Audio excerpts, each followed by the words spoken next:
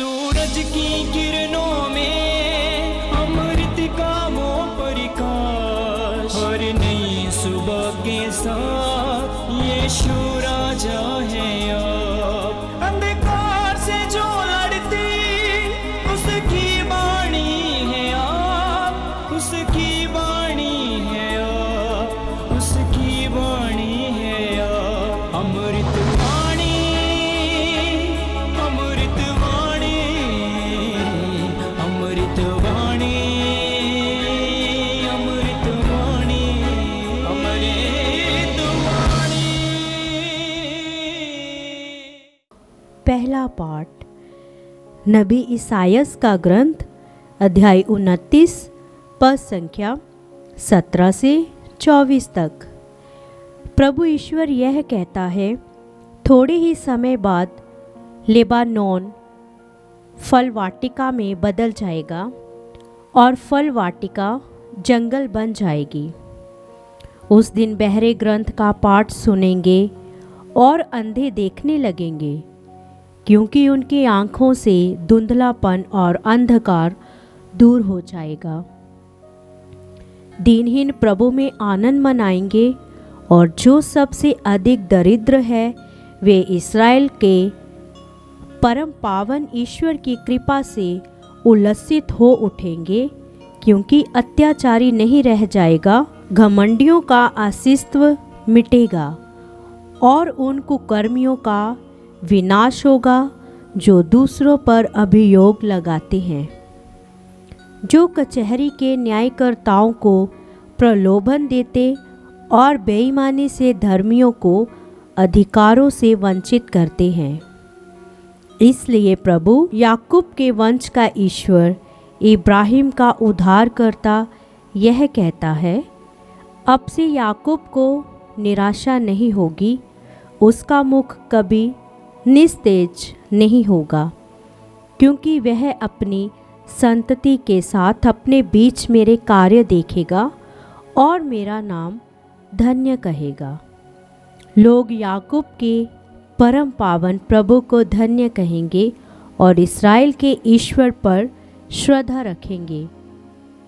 भटकने वालों में सद्बुद्धि आएगी और विद्रोही शिक्षा स्वीकार करेंगे। यह प्रभु की वाणी है। ईश्वर को धन्यवाद। भजन अनुवाक्य। प्रभु मेरी ज्योति और मेरी मुक्ति है। प्रभु मेरी ज्योति और मेरी मुक्ति है। प्रभु मेरी ज्योति और मेरी मुक्ति है, तो मैं किससे डरूं? प्रभु मेरे जीवन की रक्षा करता है, तो मैं किससे भयभीत होऊं? अनुवाक्य। प्रभु मेरी ज्योति और मेरी मुक्ति है।